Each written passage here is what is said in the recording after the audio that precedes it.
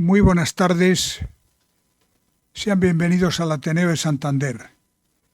Esta tarde tenemos con nosotros a dos personas que ya son personajes y que además son, yo creo que muy conocidos de ustedes, porque no es la primera, ni la segunda, ni la tercera vez que están en este Ateneo.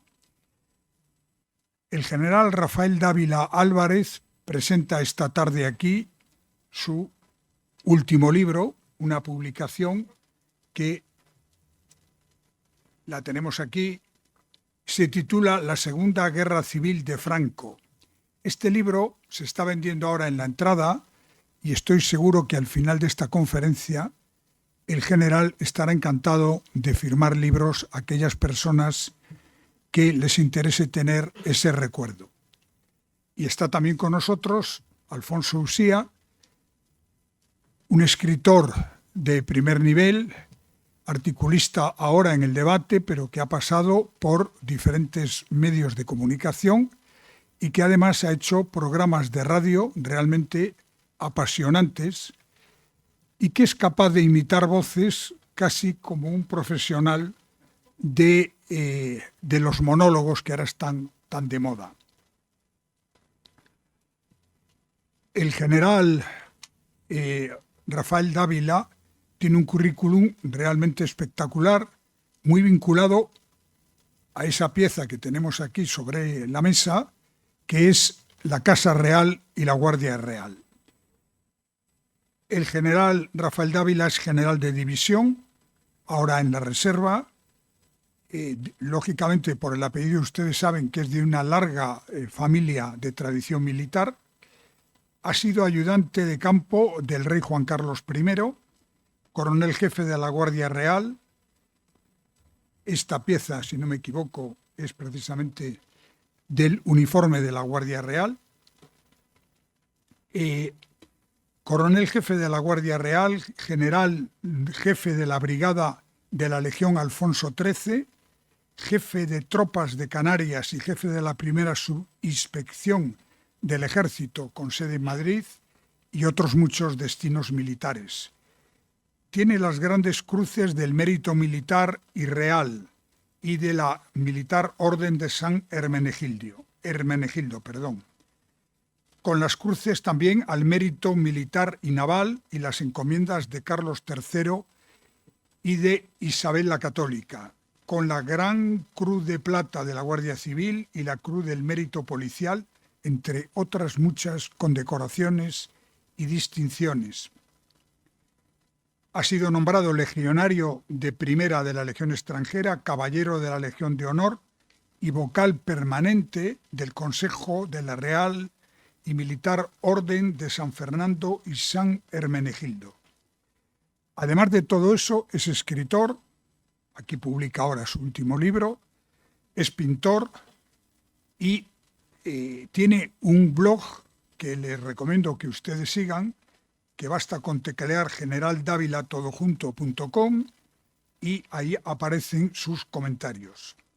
En cuanto a su currículum como escritor, tiene publicadas un primer libro que era La Guerra Civil en el Norte, que presentó aquí en este Ateneo hace ya un tiempo, El general Dávila, Franco y las campañas que decidieron el conflicto, y finalmente este que nos presenta hoy, y que además yo creo que desvela algo que es muy poco conocido y que me imagino que los historiadores trabajarán para completar la historia de los últimos años de nuestro país, de España. Y yo ya sin más le voy a pasar la palabra a Alfonso Uxía, que hará una introducción mucho más brillante, más interesante y seguro que más divertida que la mía. Adelante.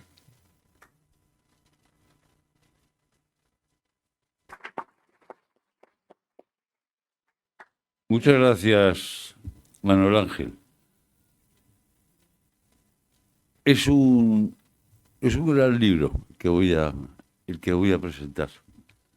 Un libro escrito además desde un equilibrio emocional admirable y y también basado, como el primero de ellos, en la extraordinaria figura de su abuelo, don Fidel Dávila, que, si no me equivoco, así se llama la calle más larga de Santander, por, por ser uno de los artífices de su liberación. Este libro es muy esclarecedor. Cuando uno lo termina, se da cuenta realmente que Franco, en general, es una persona desconocida. Porque todo el mundo habla del vencedor de la guerra, cuando Franco, efectivamente, como demuestra Rafael Dávila, el general, en este libro, fue el vencedor de dos guerras, la primera y la segunda. La primera termina cuando la guerra termina y la segunda se inicia cuando se inicia y principia la paz.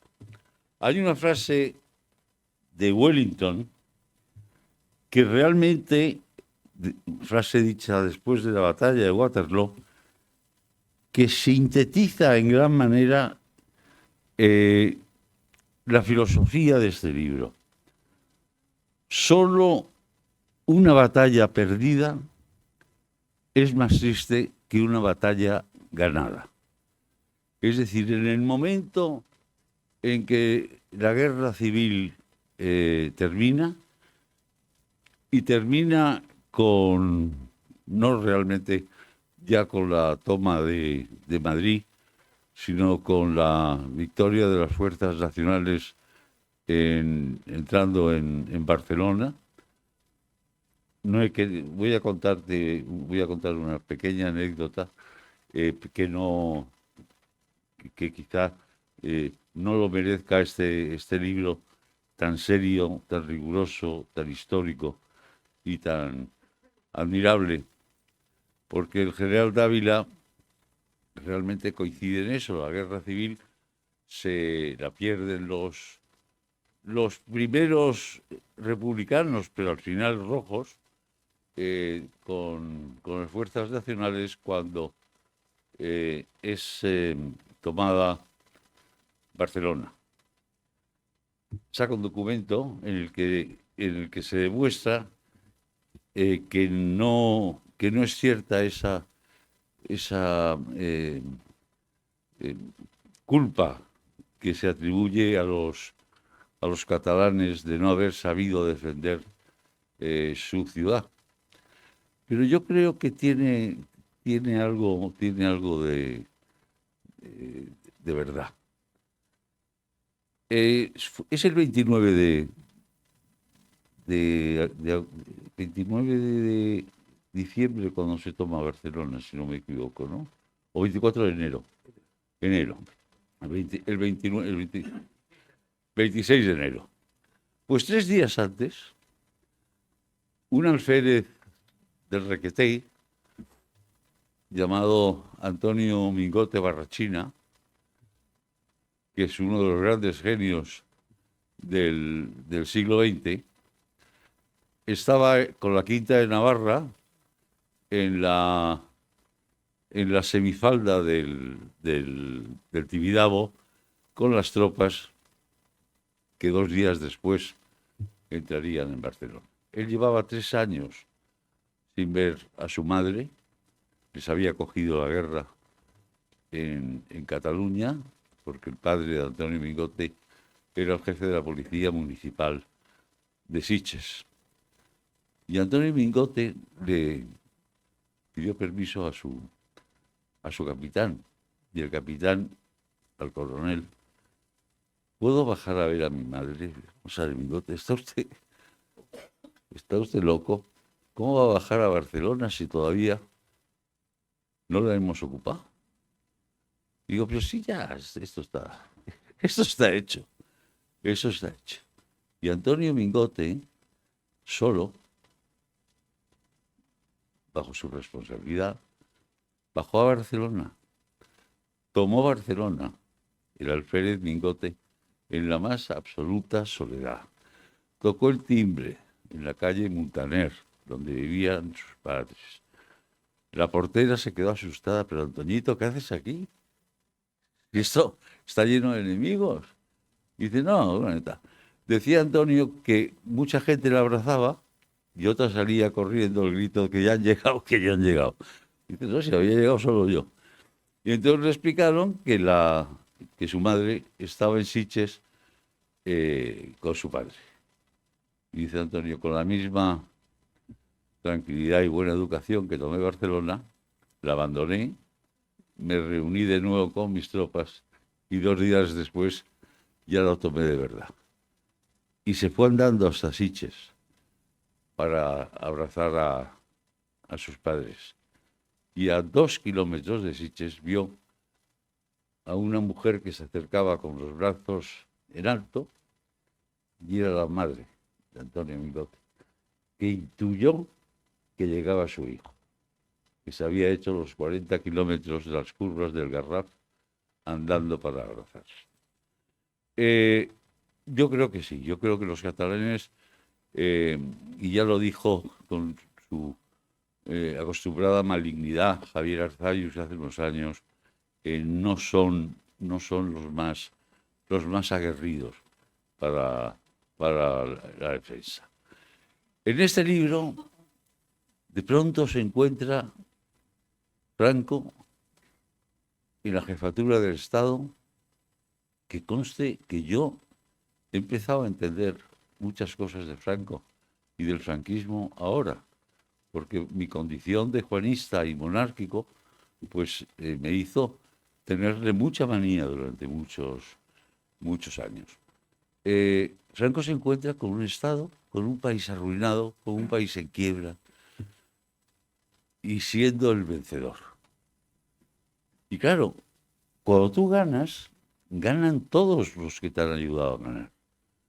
Especialmente el más leal, el más inteligente, y del que Franco siempre le pedía que interviniera el abuelo del general Dávila, y también general Dávila, don Fidel, que era el que ponía de acuerdo, más o menos, y el que arreglaba los posibles desaguisados ideológicos entre todos los que habían, señores, claro, es que no estamos hablando de los generales que habían ganado la guerra con él, del general Yagüe, del general Queipo, del general Aranda. Estaban los monárquicos, estaban los falangistas, estaban los tradicionalistas, la unificación, claro, y entonces todos querían no una parte de España, pero sí una cuota de poder. Y esa cuota de poder, pues la tenía que manejar Franco desde su despacho en el Palacio del Pardo. ¿Qué hizo Franco? Franco acumuló y consiguió ser el único que tenía la plena información de lo que ocurría en los distintos estamentos de España. Tenía la información absoluta, mientras que otros tenían la información parcial. Y eso da lugar al mantenimiento de su poder. Poder que se hace, en mi opinión, formidable con Hitler. España hubiera quedado desolada en el caso de hacer caso a Hitler. Y Franco se ríe de Hitler. Es decir, Franco le da largas con ese galleguismo profundo que tenía. Claro, un austriaco alemán como Hitler no tenía capacidad para entender hasta dónde podía llegar un gallego. Un gallego profundo como Franco, que le fue dando largas. Y ya, afortunadamente, Hitler considera que el gran enemigo que hay que batir es Stalin.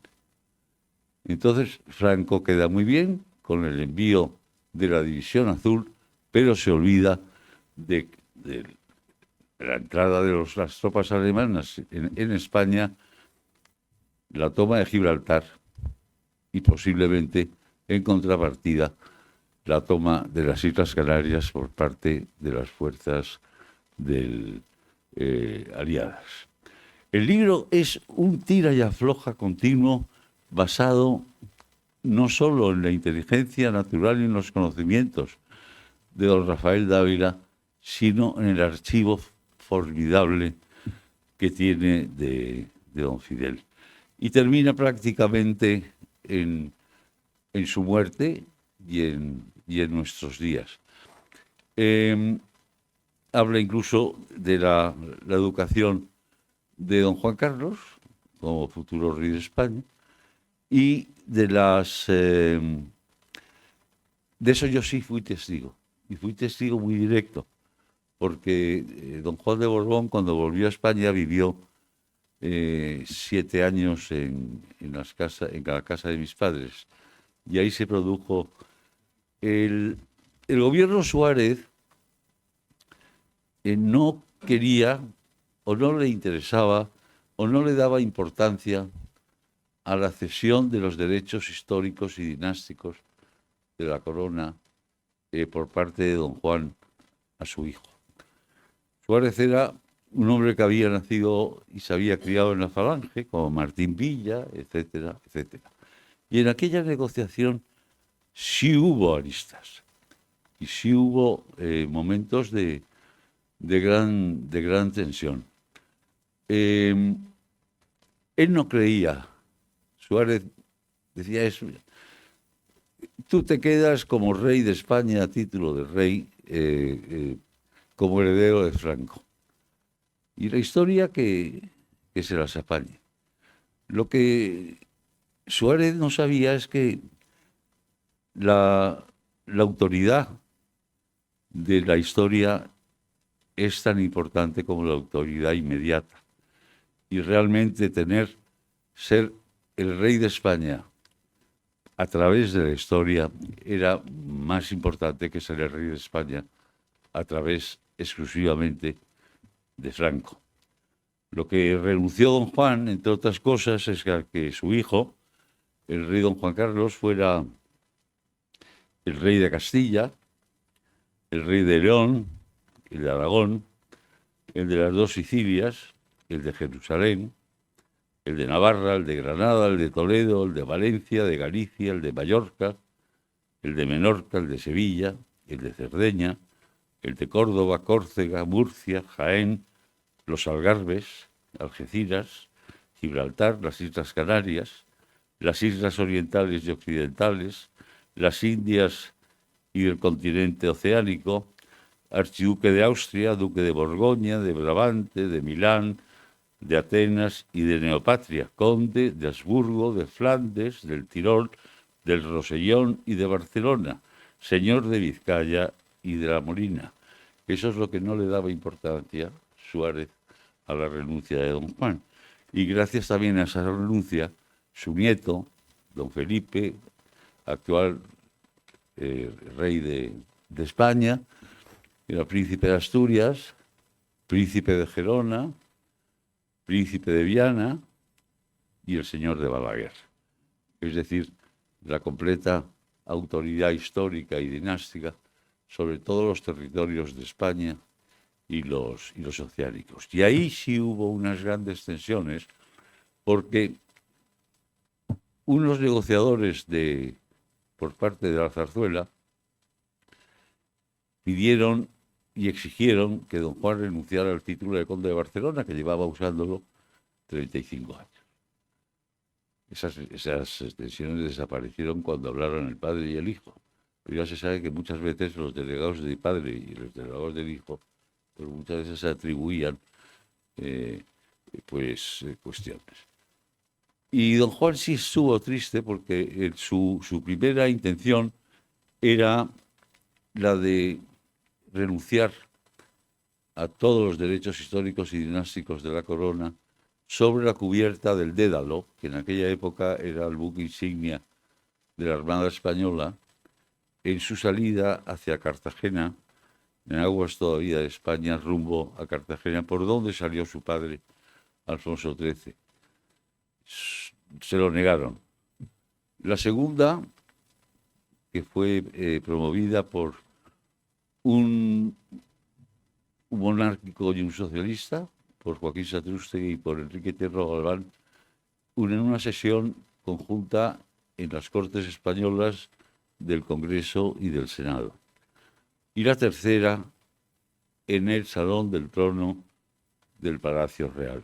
Las tres le fueron negadas, y ya yo le dije, señor, un día le van a decir que renuncie en un comedor privado de Jockey. Y dijo, hombre, espero que no, porque los cabrones estos me van a hacer pagar la factura. Pero se solucionó. Padre e hijo hablaron y los negociadores perdieron toda su... Las pequeñas historias son también parte de la historia, pero no tienen el rigor y la categoría de la gran historia que nos cuenta el general Dávila en este libro, de acuerdo al archivo extraordinario que guarda y que posee en más de 70 cajas de su abuelo, el general Dávila. Él hace honor a su apellido, hace honor a lo que significan los Dávila en la historia de España, en la reciente historia de España, y hace honor a la buena educación, a la educación de la cultura, del cultivo de la inteligencia, manteniéndose prácticamente como un espectador que no quiere herir ni a un lado, ni tampoco quiere glorificar en exceso al otro. Él cuenta la verdad, pero la verdad que está escrita. La verdad que está escrita y que la comenta. Este es uno de los libros, y perdonen que lo diga, estos es de los libros más completos que se pueden escribir de la posguerra española, quizá el más completo, porque no tiene ni entusiasmo ni ira, no tiene ni amor ni odio. Es un libro totalmente equilibrado, como su autor, un extraordinario militar de España y un patriota insuperable. Y por lo tanto, para mí, es un honor presentárselo. Muchas gracias.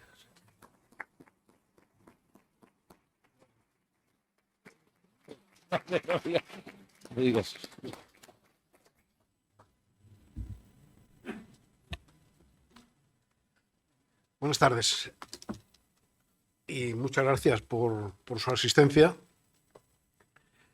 Espero que sea correspondida con... Bueno, ya lo ha sido. Creo que lo que hemos escuchado ya merece la pena haber venido aquí.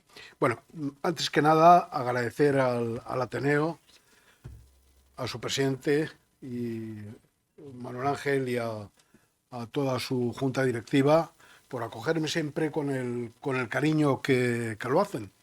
Además, yo no sé por qué, pero yo siento una cosa especial cuando oigo simplemente la palabra Santander.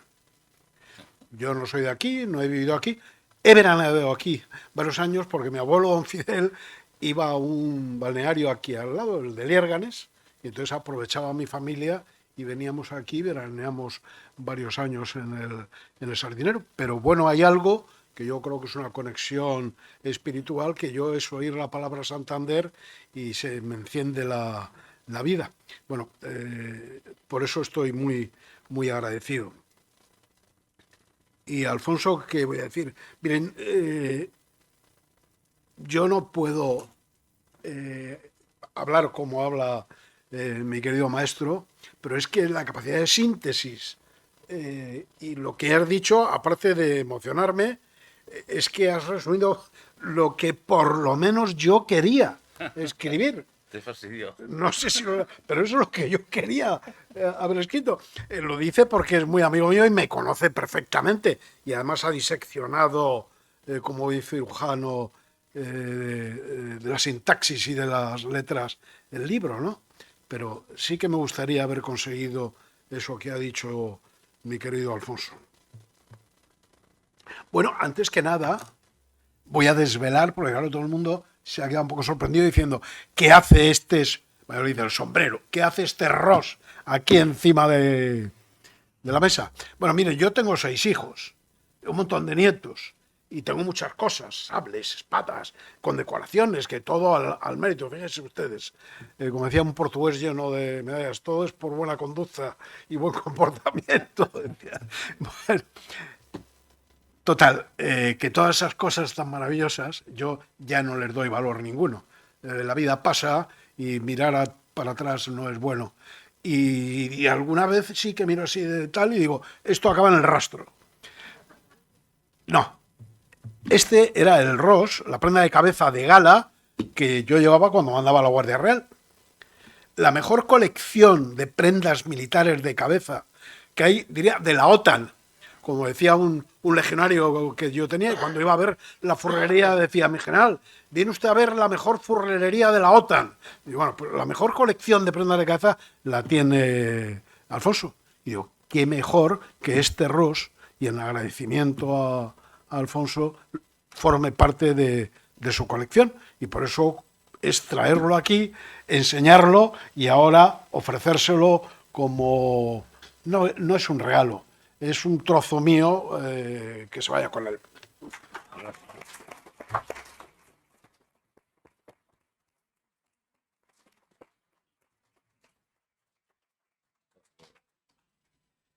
Bueno, y dicho esto... Lo pongo así para que no te arrepientas.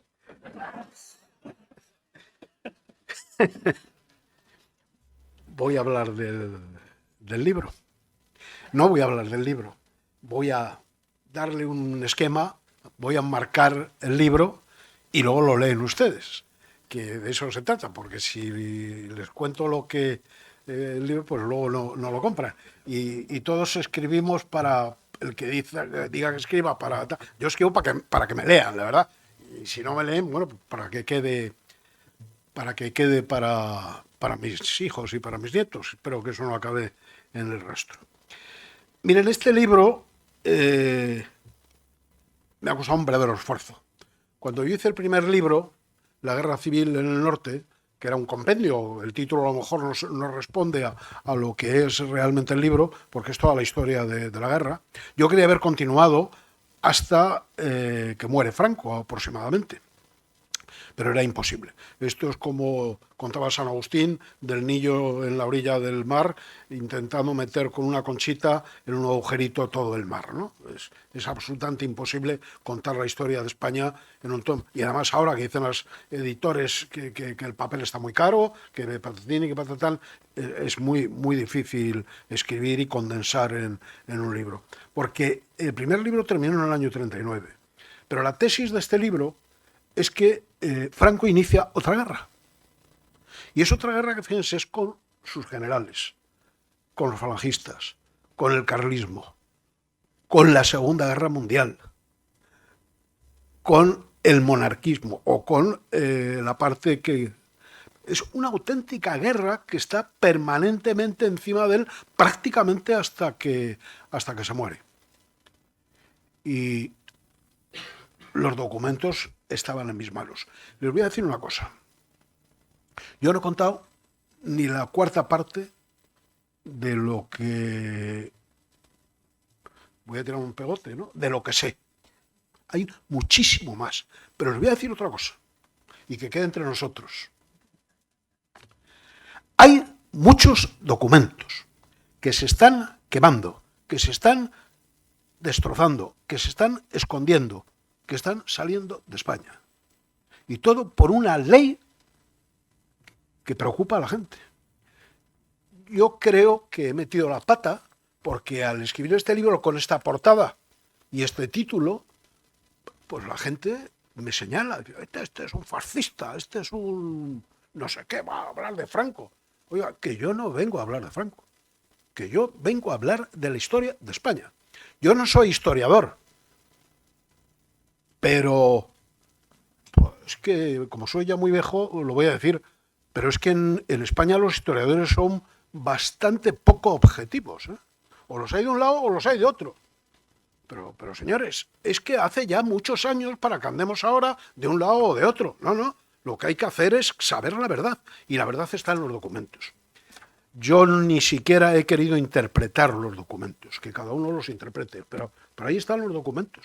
Lo que no se puede hacer es sacar un documento y subjetivizarlo, o adjetivarlo, que hemos convertido en España el adjetivo en verbo, ¿no?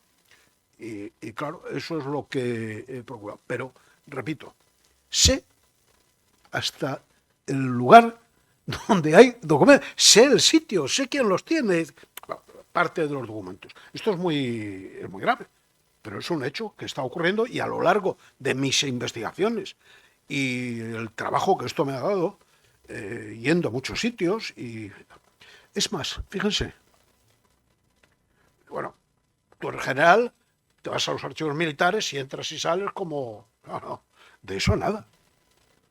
A mí me ha costado, pero vamos a ver, no es que me haya costado como a cualquiera de ustedes que vayan a un archivo militar, porque el gran problema es que no están digitalizados. Y cualquiera que diga, no, es que yo todo esto lo saco del archivo y tal. Yo he ido a los archivos y, sinceramente, pasarte allí 1 hora, 2 horas, 3 horas, una mañana entera, es que es imposible, no sacas nada en conclusión. Tienes que estar meses y a ver quién es el guapo que tiene dinero para estar allí en un hotel 1 año entero mirando papeles. Porque claro, es un papel, pero ese papel te tira a otro y a otro y a otro y a otro. Eso solo se soluciona si está digitalizado y tú desde tu casa, que es la modernidad, yo creo. Si no, pues vaya gaita. Ahora me voy a Ávila y me tiro 1 mes en Ávila para sacar 3 documentos. No, mire usted, eso no es. Bueno, pues en los archivos militares hay documentos todos los que ustedes quieran. Yo he pedido documentos de una parte que cuento en el libro, bueno, me los han negado.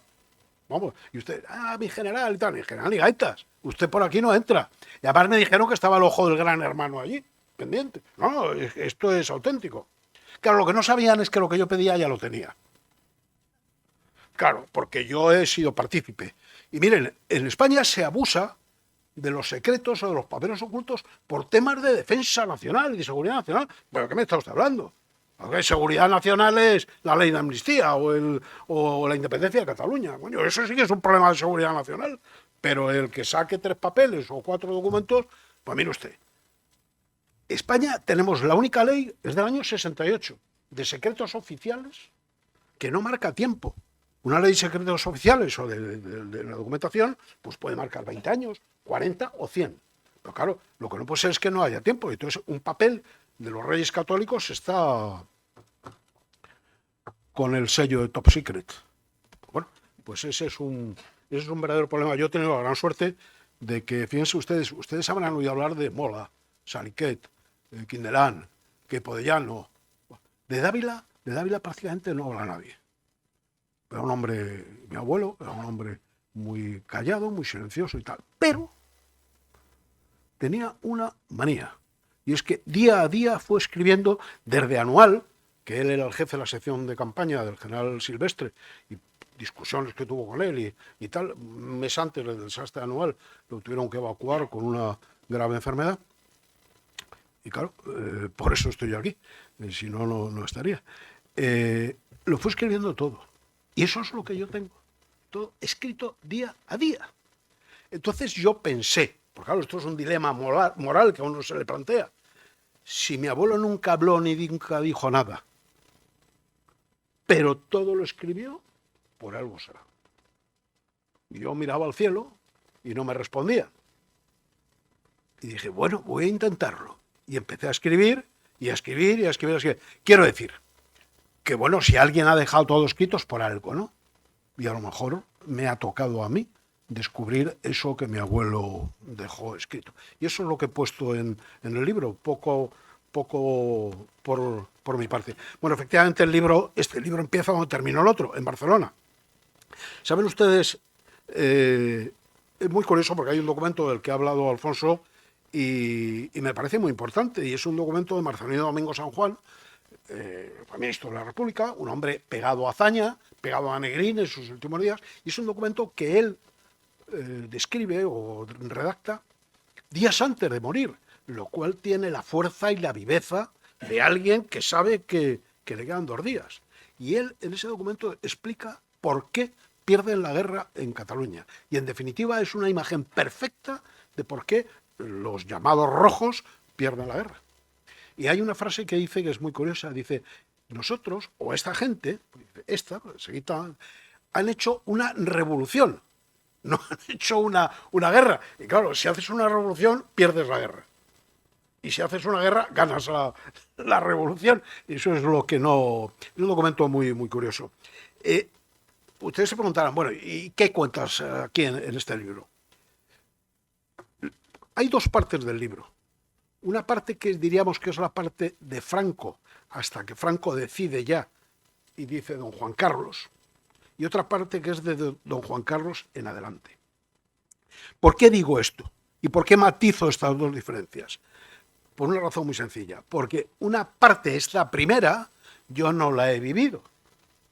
En cambio, la otra parte, la segunda, la de ya don Juan Carlos, prácticamente desde el año 69, incluso antes, la he vivido yo personalmente.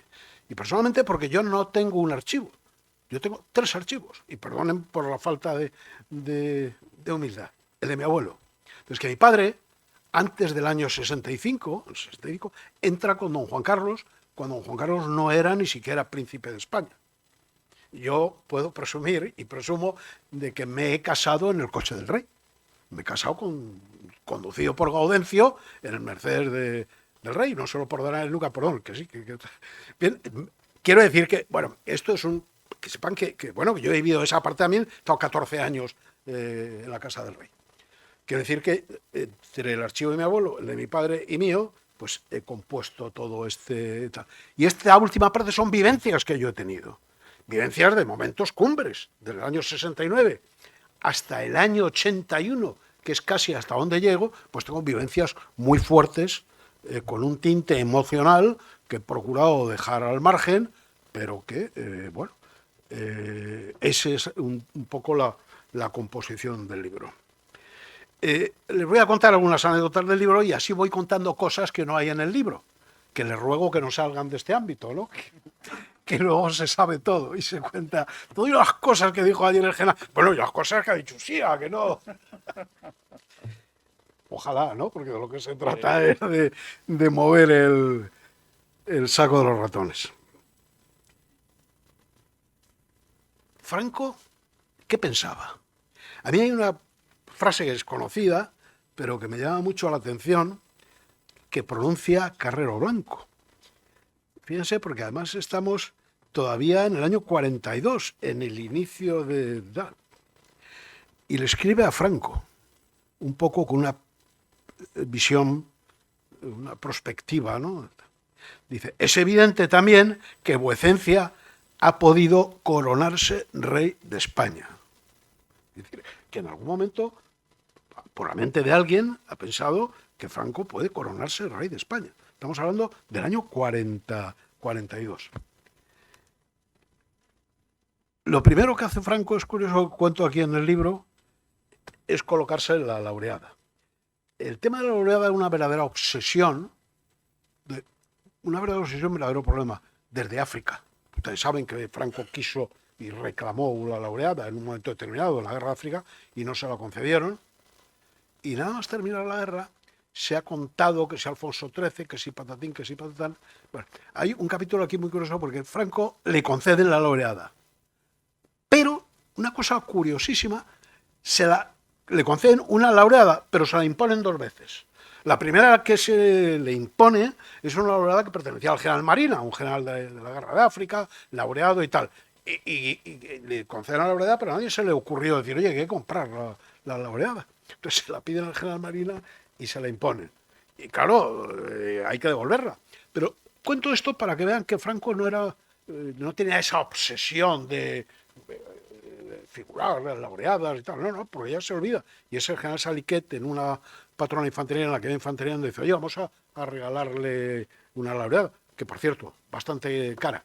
Y que por cierto, todas las condecoraciones llevan una insignia de solapa. Y esa insignia se la puso Franco a la mano de incorrupta de Santa Teresa y siempre tal, que está otra vez en Ronda. No sé si estará con la insignia de la laureada o no. Hay un documento también que yo quiero destacar, porque es absolutamente inédito y revelador, que es un documento que firma el Grande Oriente Español, un documento de la masonería firmado por Diego Martínez Barrio, que es el Gran Oriente Español. Es estremecedor y descubre, yo no digo nada, pongo ahí el documento y descubre el pensamiento masónico de ese momento, que era un verdadero problema y fue una verdadera obsesión para Franco y para la Iglesia. Me hace mucha gracia, por el otro día ustedes saben que yo voy con una cierta frecuencia al programa de Iker Jiménez, pero al de Horizonte, el del jueves, no al que él hace de parapsicología y de esas cosas y tal. Y el otro día, hablando del libro, él fue el que me descubrió. ¿Pero te has fijado lo que pone ahí en el documento de la masonería? Y fíjese hasta qué extremos llegaban y tal.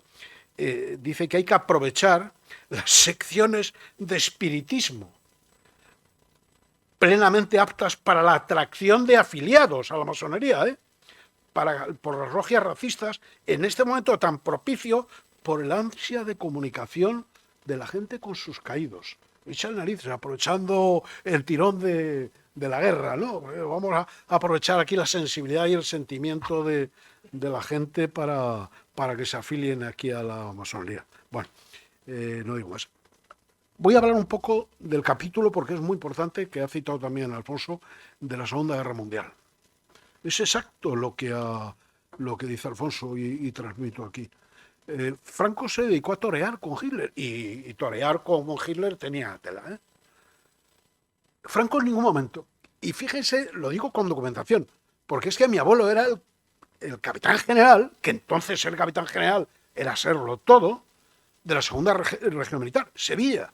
Es decir, que el Estrecho y toda esa zona, la ocupación de Gibraltar, la operación, tenía que haber pasado por manos de mi abuelo. Y he buscado, rebuscado, y todos los documentos que no cita para nada ni una sola operación sobre Gibraltar. ¿Saben ustedes el gran problema de España en aquellos momentos?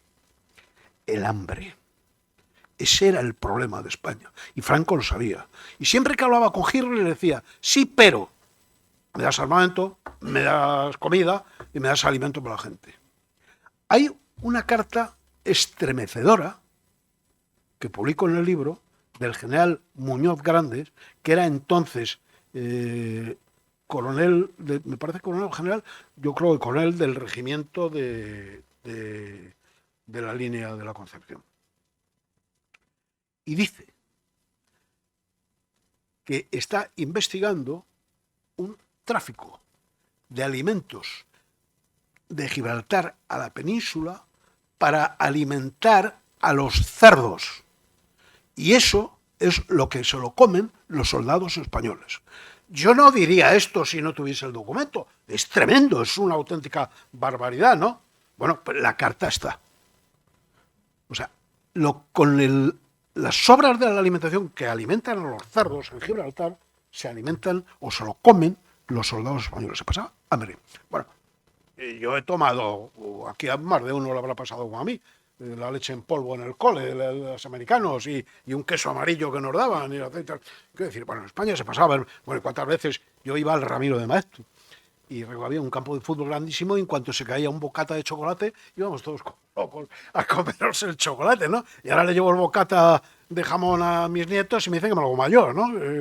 Que ese jamón es de esos que venden de €1 en lochas en no sé dónde. Y yo, coño, el tío, qué listo es. Voy a comprar aquí 5 jotas al niño también. Hambre. En España se ha pasado hambre después de la guerra, y es que era lógico. Es importante, porque ¿qué interés tenía Hitler en España? Mire, él cuando se da cuenta de que no vence, es muy curioso, porque yo muchas veces me quedo pensando en la Segunda Guerra Mundial, la llegada a Dunkerque, cómo sacan de allí, que fue un tal, a los ingleses y a bastantes franceses, y luego en lo que acabamos de celebrar ahora el aniversario, la operación Overlord, ¿no?, de Normandía. Resulta que Hitler se da cuenta de que sí, Europa se la ha comido, pero a los ingleses no se los ha comido. Y entonces cambia su idea y dice: el Mediterráneo, a estos me los cargo yo por aquí, les corto la ruta hasta las Indias. Y le interesaba, qué curioso, como ahora, Gibraltar. Perdonen que se me vaya a la cabeza, pero ahora estamos en negociaciones con Gibraltar y no nos estamos dando cuenta de lo que está ocurriendo. Nos vamos a quedar definitivamente ya sin Gibraltar. ¿Ustedes saben lo que es Gibraltar? Gibraltar es una base militar exclusivamente, donde casi a diario pasa y sale y entra un submarino nuclear, americano y británico, ¿eh? Yo tengo la suerte de que en mi blog escribe el mayor experto que hay en España, es el capitán de navío Ángel Liberal, y pueden ver ustedes que aquello es una base militar, y el interés británico con aquello es solamente ese, el que sea una base militar. Bueno, perdonen que me saltan las cosas, pero Dunkerque, tal, bueno, no sé lo que tal. Hitler se da cuenta de que lo que le interesa es el Mediterráneo, y entonces se aprieta a España porque quiere Gibraltar, quiere el control de la angostura del estrecho, que es Gibraltar, ni más ni menos. Pero, amigo, luego, aparte de la pericia de Franco, que hay que reconocerlo, tiene la pericia y le sabe torear y tal, luego viene la parte de la operación Barbarroja con Rusia y tal, y ya desciende el interés de la península. Fíjense, ahí hay un general muy curioso, el general Gevenois, que es el primer estudio que hay de atravesar por un puente por el estrecho de Gibraltar, lo hace este general Gevenois, que era el que tenía encargada la defensa y el artillado de toda la costa del estrecho. El primero que hace un estudio que ahora se está recuperando de un túnel por debajo del tal. El general Gevenois en ningún momento habla de ninguna operación, ninguno. Él lo único que dice es: oiga, usted, si no tenemos armas, si no tenemos munición, si no tenemos comida. Hay unas peloteras que vienen en el libro, incluso con el gobernador civil, un exmilitar, de intervención de Franco o tal. Luego, evidentemente, la operación Barbarroja le quita esa presión de tal. Y, como muy bien decía Alfonso, él da un capotazo, pero vamos, ya quisiera este pobre hombre que se nos ha retirado ahora. Morante, nuestro amigo Morante, ya quisiera dar una Verónica como la que le da Franco a Hitler con lo de la División Azul. Me voy a parar un momento. Yo de la División Azul en el libro hablo poco, pero hablo de un paisano de ustedes, del capitán Palacios, que era de Potes, gran amigo mío. Bueno, gran amigo mío con todo el respeto que suponía. Él era un general con un pedazo de laureado aquí en el pecho, y yo era un tenientillo con una boina verde de operaciones especiales que me subía a los riscos estos de los picos de Europa para arriba y para abajo. Y claro, este era un hombre de una humildad y de una bondad tan tremenda, que decía que los héroes éramos nosotros. Ahí por los bares de Potes nos tomábamos nuestro vinito y decía: héroes vosotros, que os arriscáis por esas montañas y vais por ahí, por el hielo y por la nieve y tal. ¿Pero qué me está diciendo? Y me hace mucha gracia porque él siempre nos decía que el secreto de la supervivencia, ahora le dicen los modernos estos de tanto libro que hay de autoayuda y no sé qué, ¿no? Estos que hacen, todas estas cosas, ¿no? ¿Cuál es ¿Por qué hemos aguantado 11 años de supervivencia en campos de concentración a 40 grados bajo cero? ¿Qué cosa más curiosa decía? Es muy sencillo. Vosotros con vuestros soldados, estas cosas de supervivencia que hacéis y tal, fijaros en el aseo personal. Cuando un hombre deja de afeitarse, de peinarse, de lavarse, de cuidarse, echarle un ojo. Ese hombre se está viniendo abajo. Ese es el primer síntoma. Y si nosotros todas las mañanas nos pasábamos revista unos a los otros. Y cuanto veíamos que uno dejaba de afeitarse, no se lavaba la cara, andaba andrajoso, nos poníamos todos a su alrededor dándole nuestro apoyo moral. Qué cosas más curiosas. Bueno, pues este hombre le entregó a mi padre, y a mi padre es parte de uno de los documentos que tengo, su declaración jurada.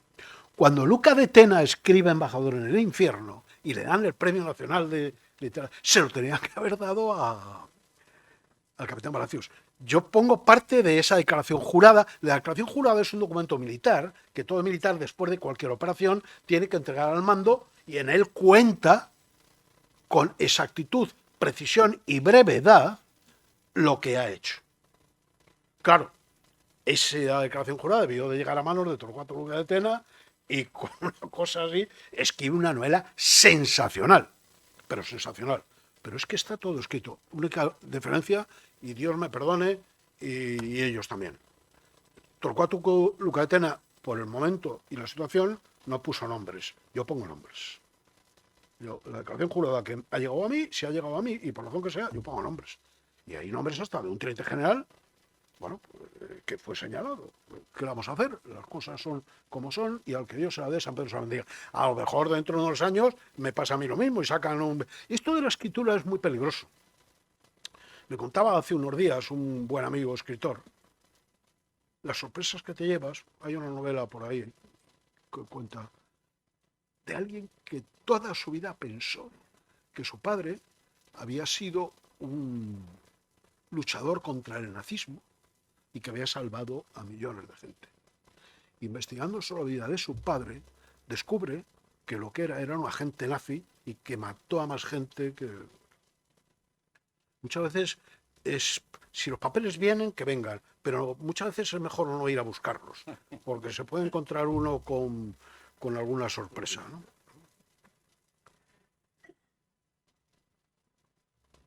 El capítulo del capitán Palacios le tengo un cierto cariño por esa convivencia con él, con la que estuvimos.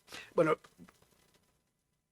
hay una parte de la que Alfonso conoce con más detalle y con más profundidad que yo, pero yo me he limitado, no descubro nada, me he limitado simplemente a relatar el carteo y los documentos que yo tengo, que es la relación, fíjense, la relación de Franco como Juan. Antes hemos hablado no he hablado de la primera guerra que emprende Franco, que es con sus generales. A Franco le han hecho jefe del ejército, de todo el ejército, de todo. Y del Estado, que Podellano, Dávila, Cabanellas, todos los miembros de la Junta, y se los va cargando uno a uno, con una habilidad tremenda. ¿Qué es lo primero que hace Franco? Montar un servicio de información impresionante. Servicio de información de la Casa de su Excelencia, el Generalísimo. Se va a un palacio de los Austria, el Pardo, y pone un foso por medio, que ya estaba el foso, evidentemente. Pero esto, que puede ser metafórico, es real. Se sienta en el Pardo, en el Palacio de los Austrias, y pone un foso por medio. Y de compañeros nada, ¿eh? O sea, tú, Dávila, que vienes a verme, sí, pero pide audiencia. Varela, pide audiencia, ¿eh? Aquí el que manda soy yo. Bueno, nosotros empiezan, ¿no? Oye, que a ti te hemos dado el mando para un rato. Que... Sí, vais vosotros listos. Y se los va cargando uno a uno. Y esto es lo que voy describiendo, porque esa es una de las guerras que emprende Franco. El primero es Podellano. Yo muchas veces me he preguntado, mi abuelo, que era el jefe del ejército del norte, que le gana la guerra a Franco, junto a Vigón. Por cierto, Franco no era de Estado Mayor. Y los de Estado Mayor somos unas figuras, ¿eh? Gente que no lo sabemos todo. ¿Por qué a mi abuelo, que era jefe del ejército del norte, jefe del Estado Mayor General, o sea, el que más, después de Franco, el que más, termina la guerra y lo manda a Sevilla, a capitán general de Sevilla, que es un nivel secundario, dentro de un nivel de segundo nivel? Y yo le he dado muchas vueltas, hasta que he descubierto la tostada, sobre todo leyendo el carteo, que ya lo había anterior, durante la guerra, entre mi abuelo y Queipo. Mi abuelo y Queipo se llevaban muy bien.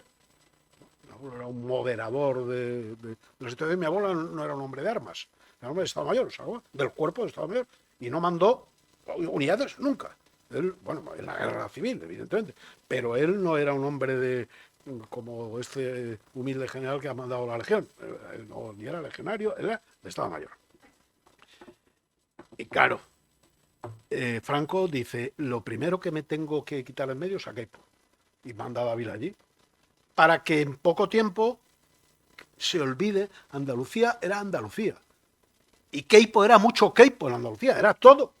Y Queipo podía manejar aquello a su antojo y levantarse como le diese la gana, por la mañana o a las 5 de la mañana.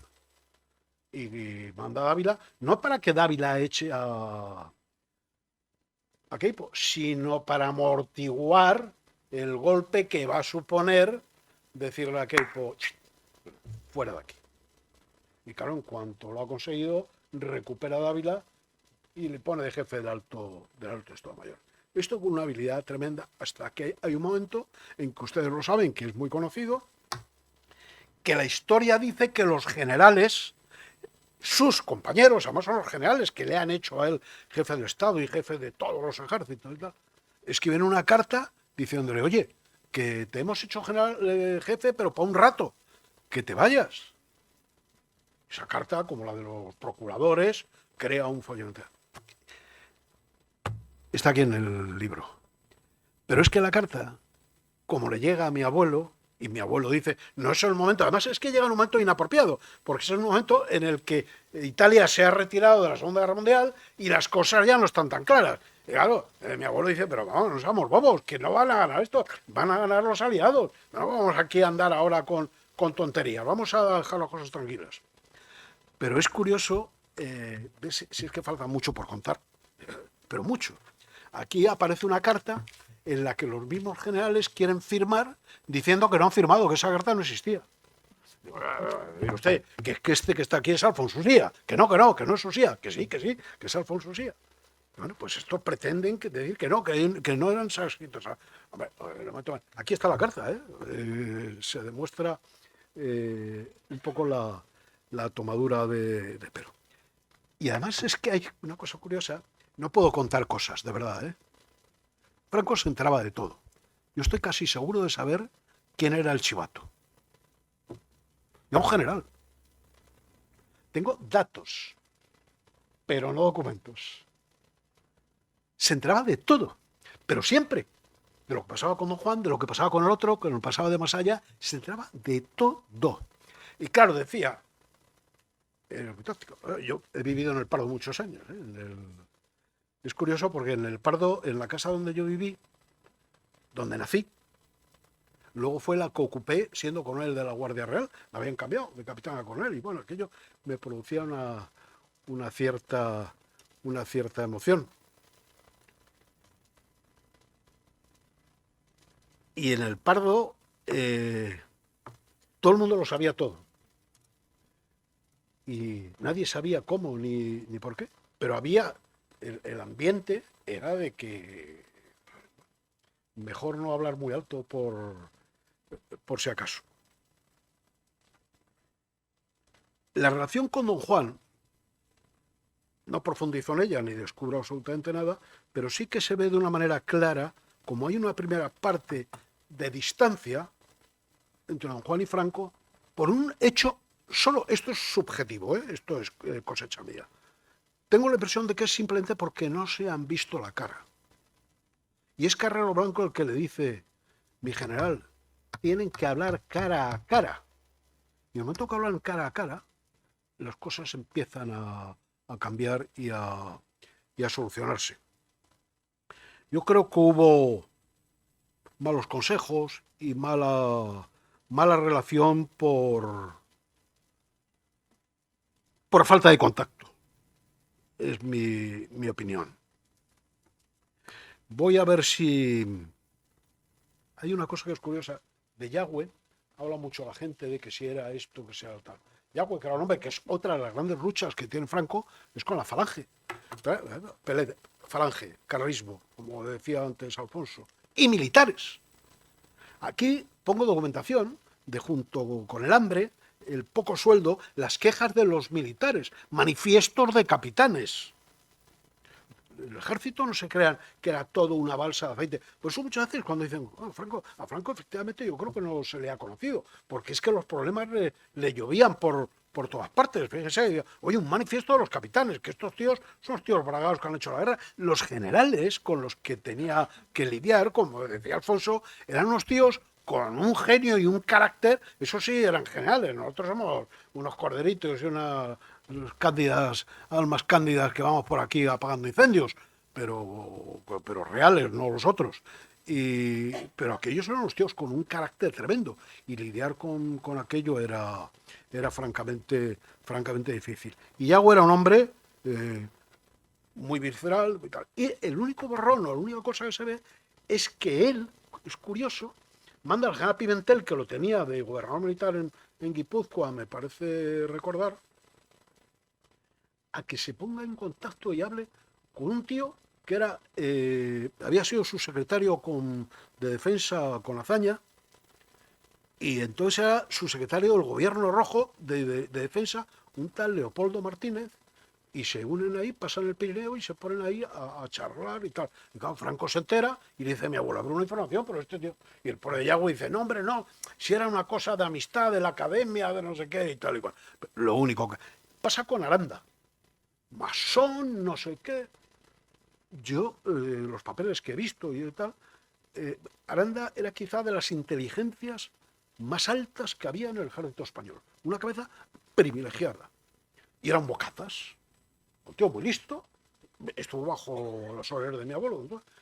Pero un hombre querido, y de masón nada.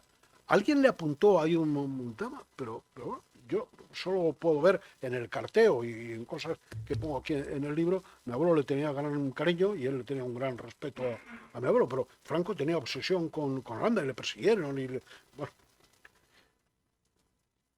Hay un momento determinado, un tema que saco en el libro absolutamente desconocido, que es un ejército que se monta en la época de Franco, el año ya 45, que es el ejército de los Pirineos. No hablas nadie del ejército de los Pirineos. Y le manda a mi abuelo a mandar el ejército de los Pirineos. Y mi abuelo le dice que traeré que te vi. Pero así, ¿eh? Le dice, ¿pero qué me estás diciendo? Le manda el general Asensio. Hay un momento, después del atentado de Begoña, de Varela, los generales se les sublevan un poco a Franco. Es más, a mi abuelo, que hay una conversación que pongo aquí entera, mi abuelo le llama a Franco y le dice, tú ministro. Y mi abuelo le dice que no, que de ministro nada. No quiere ser ministro nadie. Varela se larga y tal. Y entonces pone a Asensio, que es un general de segundo nivel en tal, y le pone de tal. Y este es el que monta todo el rollo del ejército de los Pirineos. Y mi abuelo le dice, pero ¿cómo vas a montar un ejército de los Pirineos en contra, además, de los aliados? Si están en la puerta de casa los aliados y van a ser nuestro futuro, que ya lo estaba siendo con los ingleses y con los americanos. Me hace mucha gracia porque, claro, luego nosotros vivimos lo de los americanos y el ejército español empieza a abrir la cabeza cuando empieza a venir el material americano. Y voy a contar una anécdota que me ocurrió a mí muy buena. Nos llega el material americano y teníamos un verdadero problema. Yo era un tenientillo en el CIR de Alcalá de Henares, que venían los reclutas y cada 3 meses venían 250 chavales a la compañía. Y yo tenía un capitán que todavía no sé ni cómo se llamaba, no le vi aparecer por allí en mi vida, y yo tenía que lidiar con aquello. Y una de las cosas eran las radios americanas, que ustedes se reirán ahora, pero esto que les cuento es así. Era un verdadero problema con el on y el off. Chavales, on y off y tal, porque en el momento que se dejaban encendido el on, pues se acabó la batería en nada. Y era más cara la pila que la radio. Pues conseguir y tal. Y un día se me levanta un tío de Leganés. Teniente, si eso está chupado. Bueno, lo quito a la mañana explicando el on y el off, y viene el listo este, pero si la misma palabra lo dice, on, ¿dónde se enciende? Alguno le va a venir bien, ¿eh? Se acabó el problema de las baterías de las radios, se acabó. ¿Dónde se enciende? Miren, en el libro hago en un momento determinado un paréntesis. El paréntesis es tremendo. Una mujer casada, 7 hijos me parece que son, 6 o 7. El marido muere en el frente con el bando nacional. 6 de los hijos mueren en el frente con el bando nacional. Y hay un 7º que, porque le pilló en la otra zona, como le pasó a miles de españoles, estaba en el otro bando. Y cuando termina la guerra, ¡pim!, lo enganchan. Y ella pone de credencial a su marido y a sus 6 hijos, muertos por la causa, ¿no? Lo fusilan. Quiero decir que esto es la guerra.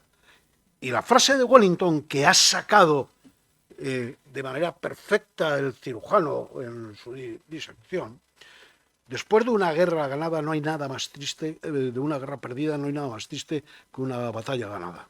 Y es que es así.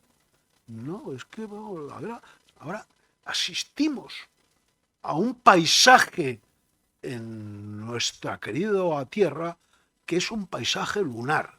Es que nos importa un pito. Ustedes vayan a los bares, vayan a los sitios, a los trenes, a los aviones, todo el mundo, y están muriendo a miles en Ucrania. Pero es que dicen, en Gaza, es que nadie sabe dónde está Tigray, ni lo que está pasando en Tigray. Nadie sabe qué está pasando en Sudán. Nadie sabe qué es eso del Sahel. Y nos da igual. Estamos como los del Titanic. Esperemos que no se hunda el barco. Pero no soy nada más que realista, no soy apocalíptico, pero señores, el panorama no es muy alentador.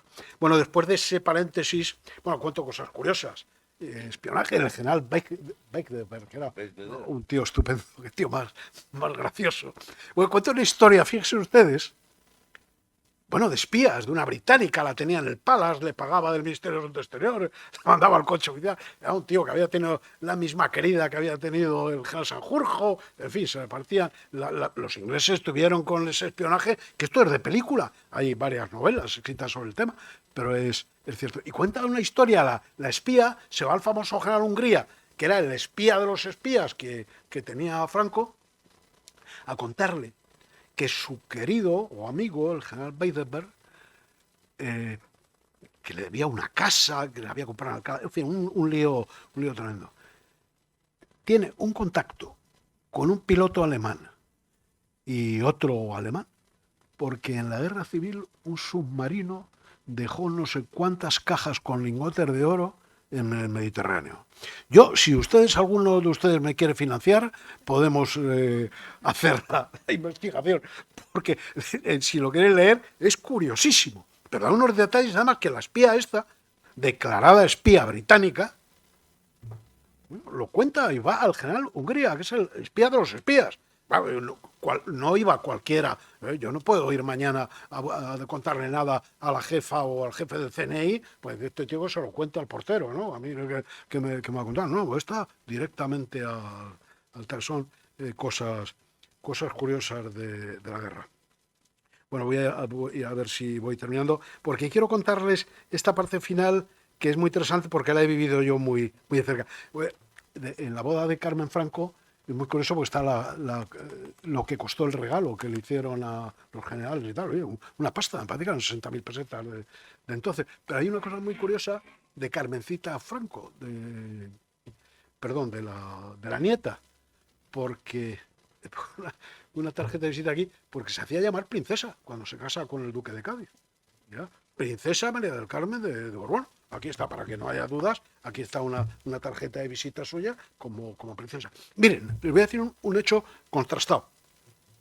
Franco, desde el año 69 y antes, no tuvo duda ninguna de quién iba a reinar en España. Y hubo 2 personas que mantuvieron esa idea firme en todo momento, que fueron el almirante Carrero Blanco y Franco. Y trabajaron permanentemente en la idea del príncipe. Y luego hay algunos problemas, que no voy a contar más, lo sabe Alfonso mucho mejor que yo, repito, que bueno, hubo sus más y sus menos, pero yo creo que al final hubo un cierto entendimiento, entre Franco y don Juan.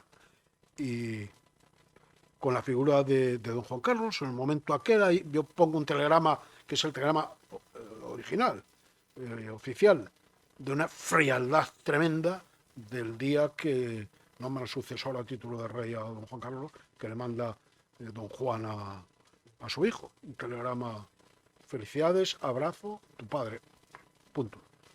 Una cosa, una frialdad, porque había... Bueno, hombre, es que es lógico, es que, vamos, a mí me ha encantado lo que decía Alfonso, es que una corona no es de nombre rey, como decía el otro, es que bueno, lo ha leído, es que no sabes lo que dice la historia, no tiene nada que ver con, te hace rey. Bueno, claro, cuando viene alguien con la frivolidad que caracteriza al político, bueno, pues esto parece una rey o no rey. Bueno, pues, pero bueno, tiene mucho más sustancia que el tema. Bueno, evidentemente termina el proceso ese de Franco y don Juan, y yo creo que Franco descansa. Hay una prueba en el libro este famoso de mis conversaciones privadas con Franco, de su primo y tal. Su primo, que era ayudante, el teniente general Franco Salgado de Araujo, se queja de que Franco se dedica exclusivamente a cazar y a pescar y que no se ha olvidado de España. Y claro, pues,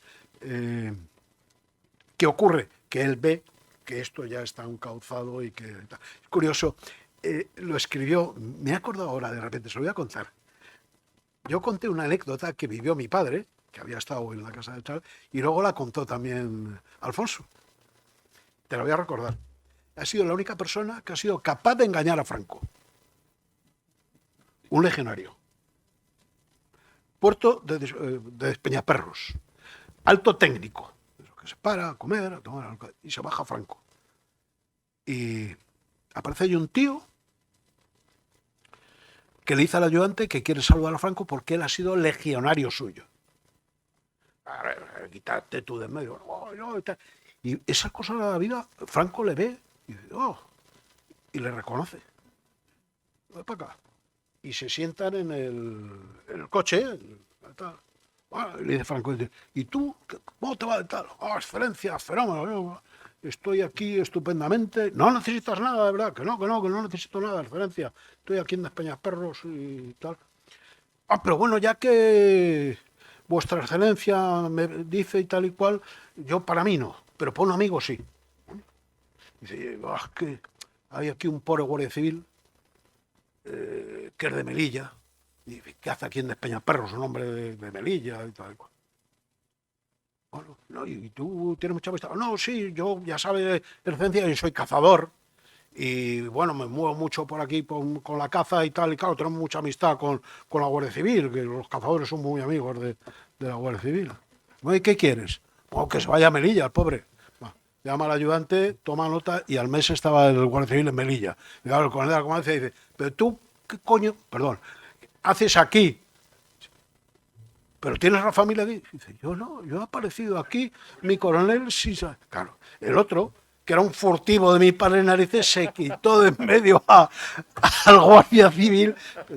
Esto es auténtico, esto es verídico. Yo digo siempre, tuvo que ser un legionario el que se llevó a Franco a tal. Bueno, voy a terminar, pero no puedo terminar sin contar lo de tal. Aquí hay un documento tremendo, que es la operación Doble E.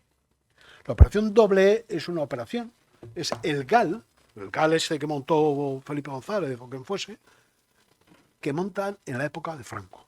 En el año 72, con los miembros de la OAS, que estaban protegidos por Franco, sobre todo desplegados en el Levante español, se montan unos comandos operativos y unos comandos informativos desde París hasta el Pirineo, por todo el sur de Francia, porque no se conocía nada de la ETA.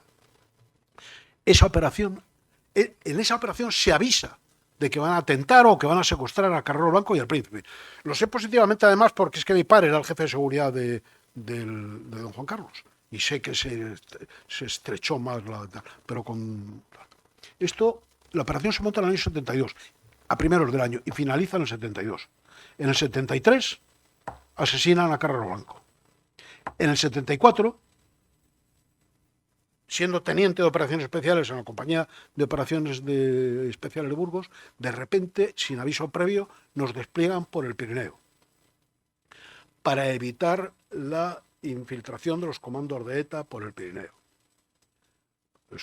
Luego esa operación se prolonga, se continúa y tal. Pero los primeros días vivimos nosotros en el convento de Lecaroz de una manera tal. Yo, perdón por la forma de expresarme, ¿no? Pero nos llovió tanto que decían mis guerrilleros, decían, aquí uno puede decir que está mojado cuando la goma del calzoncillo da de sí, ¿no? La cantidad de agua que llevamos por dentro. Bueno. Fue aquello muy duro y no se conoce nada. Esa es la documentación que yo pedí, la documentación que yo tengo y que no me dieron, evidentemente. Pero es muy grave. 72, operación doble E. ¿Y saben lo que es más grave? Que la operación doble E, el director general de la Guardia Civil era el Carlos Iniesta Cano. Franco ni se enteró de estas cosas. Aunque luego me contaron que el despliegue militar fue, por una historia que cuento también en el libro, porque ya en su día ETA lo intentó. ETA quería colocar la Ikurriña en un pueblo de Navarro y declarar la independencia, como semilla de tal. Esto dicho por los miembros del CNI de entonces, que nos lo comunicaban a nosotros desplegados allí en medio del monte. El que estaba dirigiendo la operación desde la Guardia Civil, desde un sector muy limitado de la Guardia Civil, era el mismo que luego monta la operación del GAL de Felipe González. Exactamente el mismo, la misma persona. No quiere decir nada. Yo digo que eso es lo que había.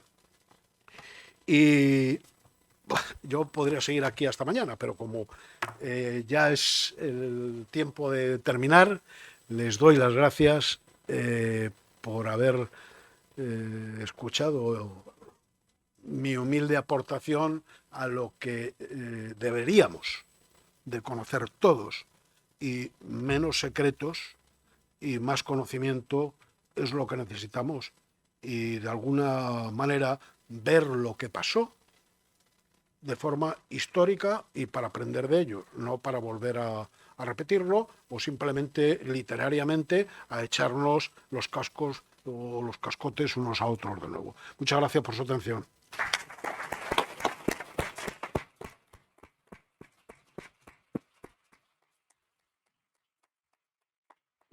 Muchas gracias al general Dávila. Ahora, si ustedes quieren, pueden pasar para que les firmen libros que, como les digo, se están vendiendo en la entrada. Tendríamos posibilidad de que alguien pudiera hacer una pregunta, como mucho dos, pero por favor, preguntas breves y concisas.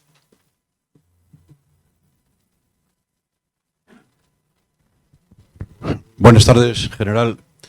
Una pregunta nada más. Nos ha hablado del vasto archivo que deja su padre. ¿Han tenido alguna presión de parte del poder, digamos, sobre ese archivo, como ha podido tener el archivo del propio Yagüe, que custodiaba a su hija en una fundación, y sobre el que hubo presiones para intentar confiscar toda esa documentación? En el caso del archivo del general Dávila, ¿ha habido presiones o han tenido alguna presión de ese tipo? A día de hoy, casi las 21:00, no, en absoluto. En absoluto. Es más, le voy a decir que por parte de quien podía tener presiones, he recibido alabanzas. De lo cual me alegra si fuese porque se ha podido ver que yo no intento posicionarme. Intento únicamente dar a conocer lo que estaba oculto. Y tampoco es que esto sea la verdad, sino que con documentos se construye la historia. Pero he procurado... Bueno, no, gracias a Dios no. Y lo digo con cierto orgullo, ¿eh?